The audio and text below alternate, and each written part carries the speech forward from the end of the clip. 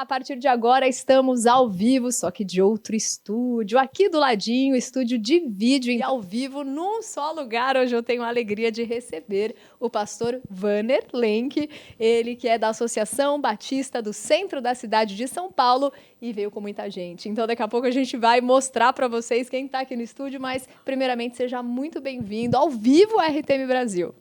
Muito obrigado por estarem nos recebendo, é um prazer estar aqui com vocês. É um prazer a gente estar largando as tendas, sabendo que o reino de Deus é muito maior do que a gente muitas vezes pensa. Amém. E você, como pastor, queria que você contasse um pouco da história da associação para que os nossos ouvintes possam te conhecer mais e conhecer também o trabalho que vocês têm feito tão relevante numa cidade tão importante como é a cidade de São Paulo, mas também tão repleta de desafios, né?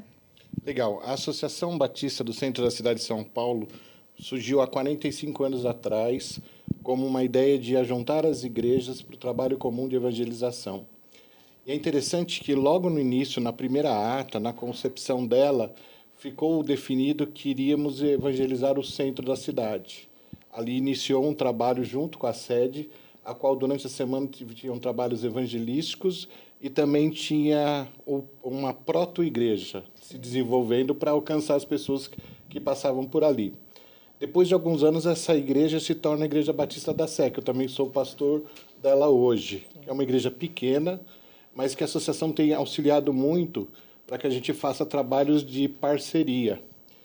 Então, por exemplo, lá agora a gente tem a Igreja Sem Teto, que trabalha com os moradores de rua na frente da Praça da Sé. A gente tem uma parceria com uma igreja multiétnica formada por africanos e haitianos.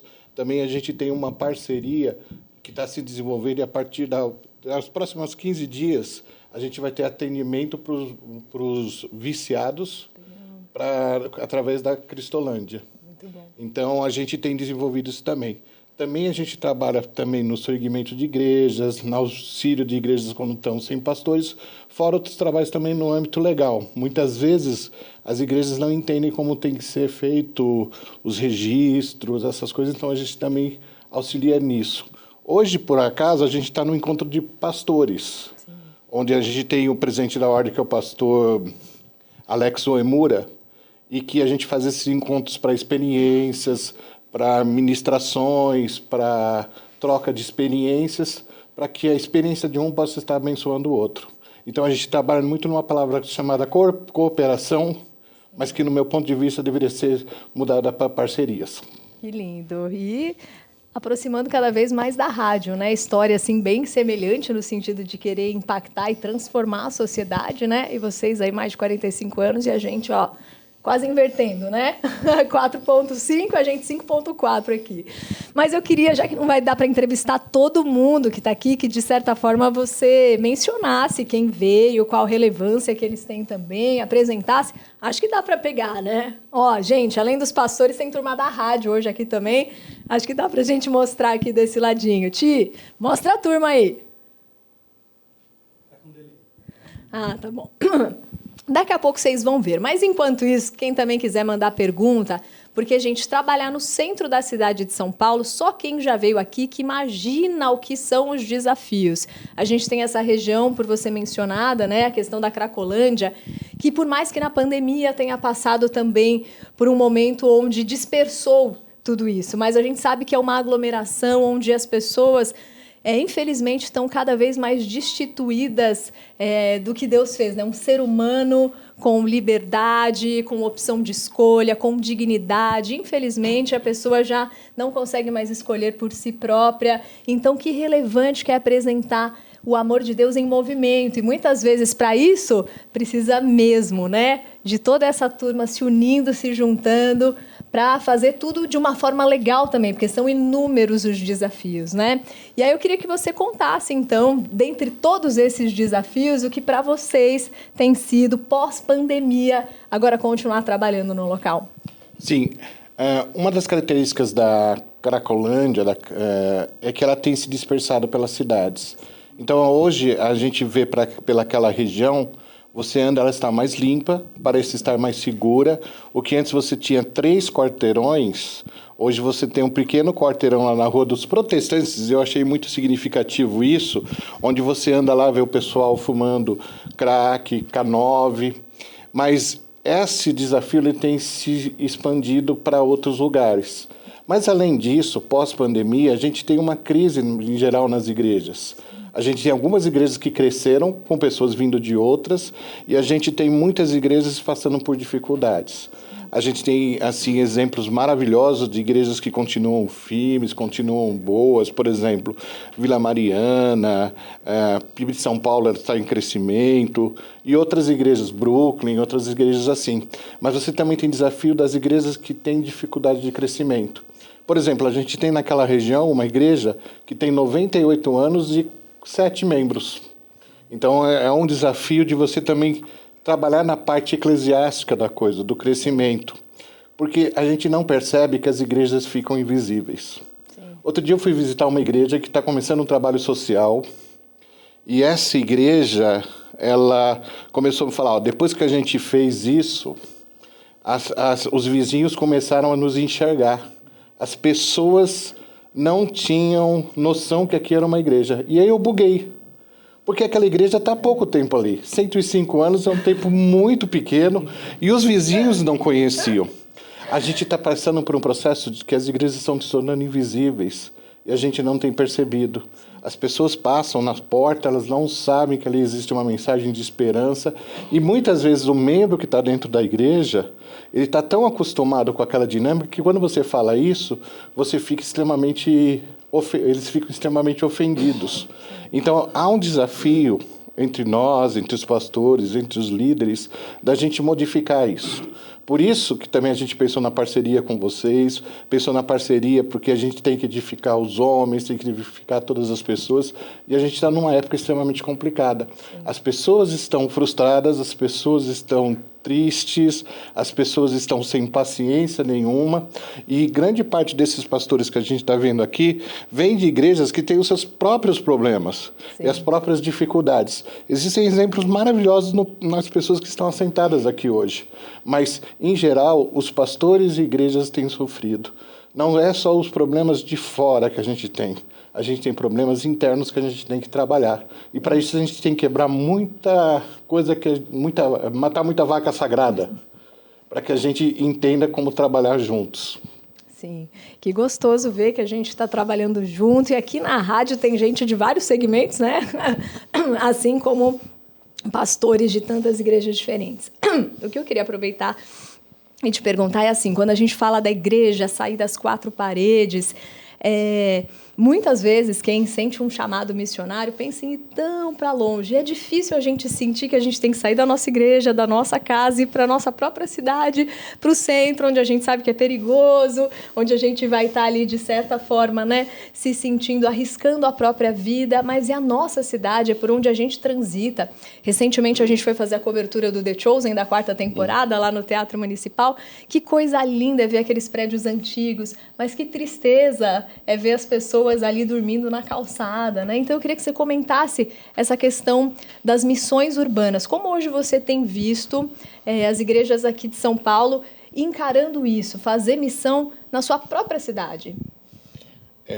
Tem sido uma tarefa difícil, uma tarefa complicada, porque na realidade, quando a gente trabalha com alguém que está com sua estrutura social, com sua autoestima e com sua realidade modificada, vivendo nas ruas, e a gente tem tipos de pessoas vivendo na rua.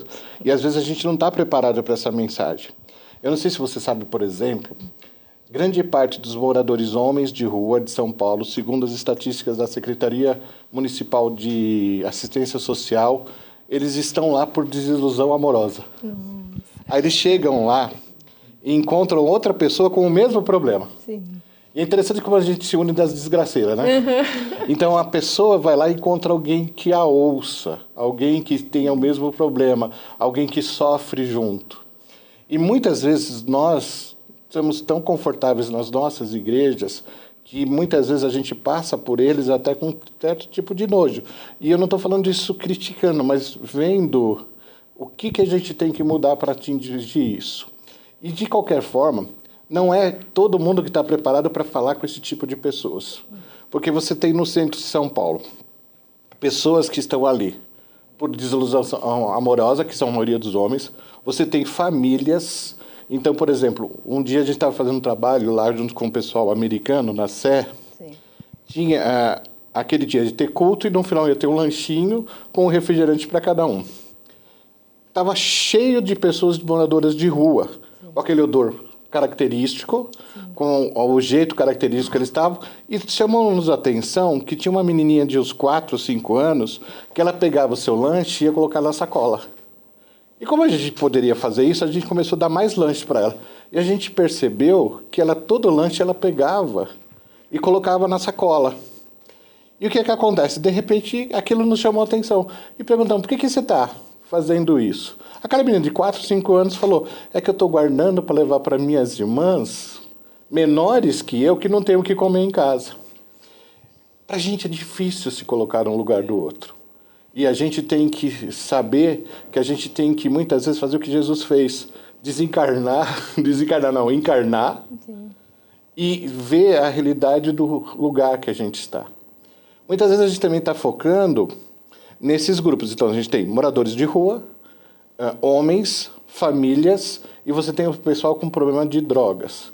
E você, hoje em dia, tem uma droga muito mais barata e muito mais letal, que é a K9. A K9, para você trabalhar com as pessoas com K9, elas se viciam muito rápido e a crise de falta dessa droga é muito maior. Então, você não consegue trabalhar muito com isso. Fora isso, você tem grupos específicos.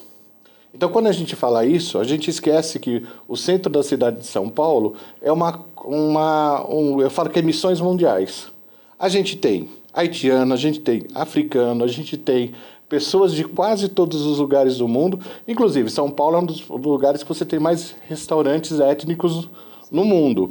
Então, se a gente observar São Paulo, se a gente for cumprir o ID de Jesus, a gente não precisa nem ir para outros países. A gente consegue fazer isso.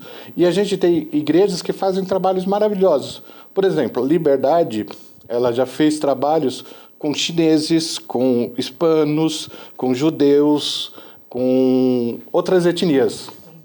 Então, eles conseguiram fazer isso, mas a gente precisa caminhar muito mais. Fora isso, a gente tem, por exemplo, com as igrejas que sofrem, a gente tem igrejas que fecharam. A gente tem um excelente exemplo disso. Uma das nossas igrejas, um pastor ali assumiu aquela igreja e assumiu como fosse patrimônio dele. E expulsou praticamente a igreja. A igreja teve que recomeçar. Inclusive, ela era usada para coisas não adequadas durante um tempo. E foi feito um trabalho, e eu até falo que o pastor dessa igreja está aqui, o pastor do Cambuci, sim, que foi erguida uma igreja que já foi lugar para prostituição. E essa igreja é uma igreja antiga. Então tem também esse trabalho de fazer isso. Você me perguntou, urbanamente falando, a gente tem que atingir camadas de pessoas totalmente diferentes. Então a gente tem igrejas que trabalham muito bem com pessoas que têm alto poder aquisitivo, mas também a gente tem igrejas que trabalham com aquele que é o migrante nordestino, com as suas possibilidades, aquele que está com crise para saber se vai sustentar a sua família, as pessoas que estão com crise no casamento. Então, assim, a gente não percebe que esse trabalho urbano é um trabalho muito eclético, muito grande e muito, assim, humanamente falando, a gente consegue atingir. Não, e humanamente falando, a gente não consegue mesmo, né? Se não é pelo Espírito, não tem como. Mas quando você falou dessa variedade, eu pensava em Jesus, que no meio daquela multidão sabia distinguir quem estava precisando do quê, né? E conseguia falar com todos, desde a mulher samaritana até quem servia dentro do templo. Então, ele é o nosso exemplo, é o nosso modelo e nos deixou o Espírito, né? Para que a gente tenha essa sensibilidade de, por mais diverso que seja o contexto, conseguir falar com cada um na sua singularidade, alcançando o coração, né? A gente tem que terminar por conta do tempo, infelizmente, mas eu queria que você deixasse para a gente no final motivos pelos quais a gente possa orar pela associação e também o contato, claro, para que a gente possa conhecer mais. Legal.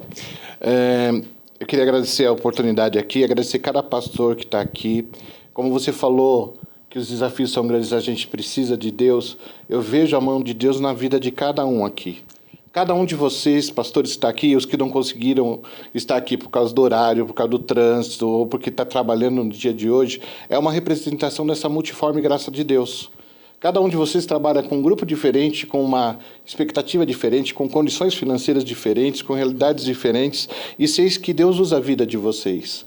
Quando eu vou na igreja de cada um de vocês, cada igreja da associação, eu percebo essa graça de Deus.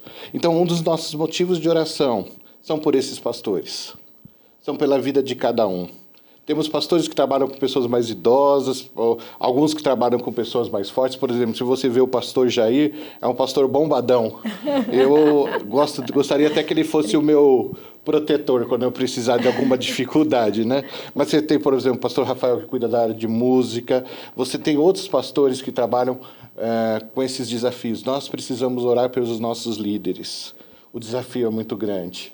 E como emocionalmente as pessoas estão abaladas, os pastores muitas vezes ficam.